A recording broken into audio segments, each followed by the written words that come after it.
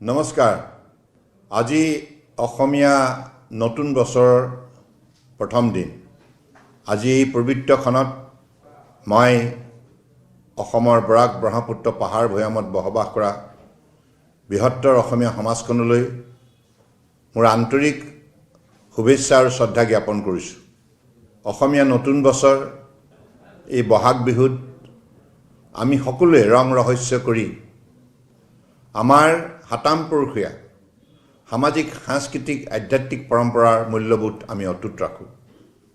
এই উৎসৱে আমাক প্ৰকৃতিৰ সুন্দৰ বাতাবৰণ প্ৰদান কৰে।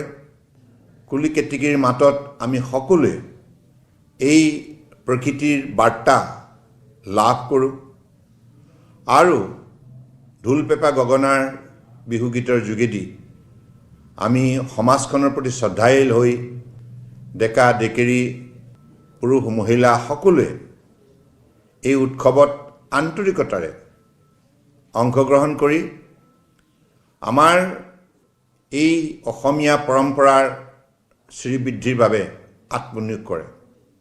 গতিকে মই আজি শুভক্ষণত সকলোৰে মংগল কামনা কৰিছোঁ।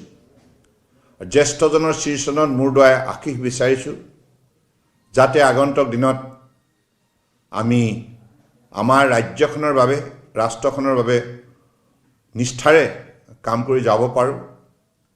আৰু লগতে এই শুভ মুহূৰ্তত মই ঈশ্বৰৰ ওচৰত প্ৰাৰ্থনা জনাইছোঁ, যাতে আমাৰ অসমীয়া সমাজখন সদায় সৰ্বাংগ সুন্দৰ হৈ থাকক, সুস্থ হৈ থাকক, সবল হৈ থাকক, শক্তিশালী হৈ থাকক আৰু এই বৃহত্তৰ অসমীয়া সমাজখন সকলো সময়তে মিলাপ্ৰীতিৰে আমাৰ মাজত আত্মিক সম্বন্ধ আমি শক্তিশালী ৰূপত গঢ় দিওঁ।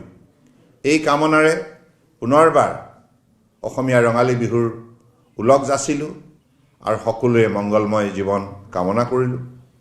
ঈশ্বৰে সকলোকে কৃপা কৰক। ধন্যবাদ। জয় আই অসম। ভাৰত মাতা কি জয়।